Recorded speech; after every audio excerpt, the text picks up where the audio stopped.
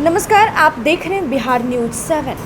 मुजफ्फरपुर में बूढ़ी गंडक में बढ़ते जल स्तर ने अपना रौद्र रूप दिखाना शुरू कर दिया है, जिससे मुरौल प्रखंड के कई गांव पूरी तरह से प्रभावित हो गए हैं। हजारों परिवारों से उनका आशियाना छिन गया और लोग बांध पर शरण लेने को मजबूर हो चुके हैं।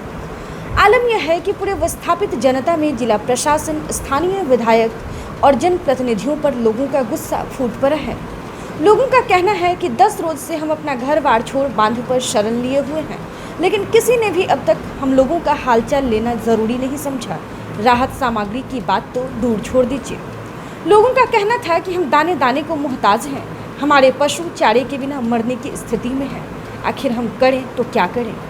लोगों ने स्थानीय विधायक पर भी कई तरह के आरोप लगाए। लोगों का कहना है कि हमारे लिए खाने पीने की कोई व्यवस्था नहीं है। आखिर जनता सांसद, विधायक और स्थानीय प्रतिनिधि को वोट देकर क्यों चुनती है? अगर वह दुख की इस घड़ी में काम न आए तो जनता अपना समय बर्बाद कर उन्हें वोट देने क्यों जाती है? हालांकि स्थानीय मुखिया के द्वारा इन सभी आरोपों को सिरे से खारिज कर दिया गया है। परेशानी है जो दोनों तरफ पानी है, इधर पानी है, इतना भरा हुआ है। हो सकता है किसी समय बांध टूट जाए। यहाँ लाइट का व्यवस्था होना चाहिए। मुखिया के पास गए, 3-4 रोज गए हैं, कहा कि अभी कोई उपाय नहीं है, लाइट नहीं दी।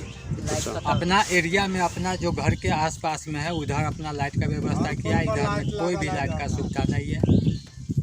आपका नाम क्या हुआ? गनौर राम। क्या, कौन सा गांव है?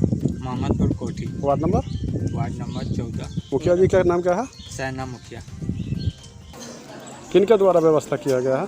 मुजफ्फरपुर एडीएम, अच्छा, उनके कार्यकुशलता के कारण आज यहाँ जो है से एक बार राहत वितरण करीब हर एक परिवार को 5 या 7 किलो करके अनाज सूखा राहत जो है से दे दिया गया है।